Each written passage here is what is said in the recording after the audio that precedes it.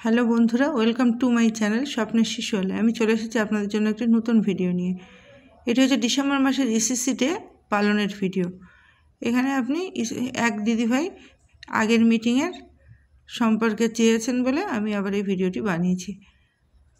ECC day পালন, স্থান দক্ষিণ মাধবপুর অঙ্গনারী কেন্দ্র, সময় 11টা হইতে 1টা, তারিখ 16/12/2024, বিষয় সন্তান প্রতিপালন মেলা। ডিসেম্বর মাসের থিম ছিল কি? সন্তান প্রতিপালন মেলা। আপনাদের যা স্থান, যে জায়গায় সেন্টারের নাম আপনারা লিখবেন, সময় আপনাদের সুবিধা মতো লিখবেন, তারিখ একই সবার, বিষয় সন্তান প্রতিপালন মেলা। ডিসেম্বর মাসে এটাই থিম ছিল। অদ্য ইংরাজি 16/12/2024 তারিখে দক্ষিণ মাধবপুর অঙ্গনারী কেন্দ্রে 50 সদস্য স্কুল শিক্ষক, আশা ও শিশুর বাবা মা, দাদু দিদা সমস্ত অভিভাবকদের উপস্থিতিতে ইসিসি ডে পালিত হলো। উক্ত সভার আলোচ্য বিষয় কি? যে খেলা শুধু খেলা নয়, খেলা দিয়ে অনেক কিছু শেখা যায়। তাহলে বিভিন্ন খেলার আমরা অভিভাবকদের শিখিয়ে দেবো বা তাদের ক্যালেন্ডার অনুযায়ী পাঠিয়ে দেবো, তারা সেইগুলো বাড়িতে শিশুদের করাবেন এবং যখন মিটিং হবে আমরা তাদের ফিডব্যাক নেব, নিয়ে দেখব তারা কতটা শিখেছে বা কতটা কেন্দ্রে করাচ্ছে। অভিভাবক ও শিশুর ইমোজি দেখে অনুমান করবে। বিভিন্ন ইমোজি বানিয়ে রেখে দিতে হবে। দেওয়ার পরে শিশুরা কি করবে, যে এক একটা ইমোজি তুলে সেইভাবে মুখের অভিব্যক্তি করবে। আর মায়েরা দেখে বলবে যে সেটা কিসের ছবি, মানে কিসের ইমোজি। আবার অভিভাবকরাও করবে, শিশুরা দেখে বলবে এটা কিসের ইমোজি। এইভাবে খেলাটি পরিচালনা করতে হবে। তারপরে শিশু আলয় বা ইসিসি ডের মূল বিষয়বস্তু হচ্ছে 4টি কোণ, 4 কর্নার। এই 4 কর্নার হচ্ছে শিশু আলয়ের মেন জিনিস। এই 4টে কোণ সাজানো থাকবে সবসময়। একটা কোণে হচ্ছে গণনা ও ব্লকের কোণ, একটা হচ্ছে পুতুল খেলার কোণ, একটা হচ্ছে আঁকা ও রঙের কোণ, একটা হচ্ছে গল্প ও ছবি ছড়ার বইয়ের কোণ। আপনারা আপনাদের সুবিধা মতো কোণগুলো সব সাজিয়ে নেবেন, সাজিয়ে রাখবেন। এবং যখন খেলা হবে, যখন ইসিসি ডে পালন হবে, যেমন ডিসেম্বর মাসে এইটি ছিল যে 4টি কোণে 4 রকম খেলা। প্রথম খেলা কি?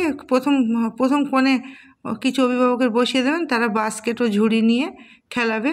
বাস্কেটে ঝুড়ি নিয়ে খেলা করাবে, তাতে বল ছুঁড়বে, বাচ্চাদের বল দেবে, বাচ্চারা বাস্কেটে রাখবে, আবার মায়ের অভিভাবকরাও বাস্কেটে রাখবে। এইভাবে একটা কর্নারে খেলা হবে। আর একটা হচ্ছে দ্বিতীয় খেলা হবে কুইজ। অভিভাবকরা যেমন শিশুদের প্রশ্ন করবে, শিশুরা অঙ্গনারী কর্মী প্রশ্ন করবেন, শিশুরা উত্তর দেবে। হয়তো মায়েদের জিজ্ঞাসা করা হলো আপনার বাচ্চা কী রং ভালোবাসে, আপনার বাচ্চা কী খেতে ভালোবাসে, আপনার বাচ্চার প্রিয় পছন্দ কী, আপনার বাচ্চা কাকে ভালোবাসে। এইভাবে শিশুদের ও মায়েদের নিয়ে খেলাতে হবে। 4 হচ্ছে বেলুন ও বালতি। এবার অভিভাবকরা শিশুরা দুটো দলে ভাগ, 3 হচ্ছে বেলুন ও বালতি। সেখানে অভিভাবক ও শিশুরা বা দুদিকে 10 জন করে ভাগ করে দাঁড়াবে। 10টা বেলুন নিল, মায়েরা ফেললো তাড়াতাড়ি বালতিতে, শিশুরা ফেললো। এইভাবে প্রতিযোগিতা হলো কারা আগে পারলো। এইভাবে শিশুদের মধ্যে উৎসাহ প্রদান করতে হবে। পাপেটের সাহায্যে গল্প। 4 হচ্ছে পাপেটের সাহায্যে গল্প বলা। যে অভিভাবক ভালো গল্প বলতে পারেন, গুছিয়ে বলতে পারেন, পাপেটের সাহায্যে সেইগুলো বলাবেন, সেই অভিভাবকদের বলতে বলবেন। সেই গল্প পেলো, সবাই খুব উৎসাহ পেল, সবাই খুব খুশি হলো। এইভাবে 4টে কোণে খেলাবেন এবং খেলা হয়ে গেলে মায়েদেরও বুঝিয়ে দেবেন। বাড়িতে যেমন ধরাধরি খেলা, শিবাজি বলছে, যেগুলো প্রতিদিন আমরা শিশু আলোর বই থেকে আমাদের যে হাত বই আছে তাতে তো করাই, সেগুলো মায়েদেরও বুঝিয়ে দেবেন। দিলে বাচ্চাদেরকে সেইভাবে বাড়িতে করাবে, তাতে বাচ্চারা মায়ের সঙ্গ পাবে এবং বাচ্চারা খুব সুন্দরভাবে শিখতে পারবে। আবারও বলছি, মাই হচ্ছে শিশুর একজন আদর্শ শিক্ষক। একটা মাই পারে তার শিশুর সমস্ত ভালো কিছু করতে।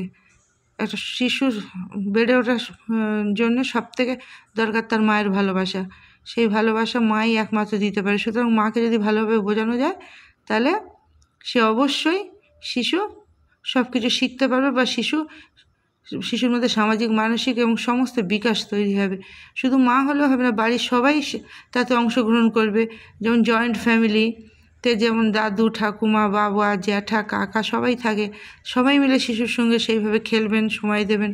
তাহলে শিশুর মধ্যে সব কিছুর বিকাশ হবে, শিশু সুস্থ জীবনযাপন করতে পারবে।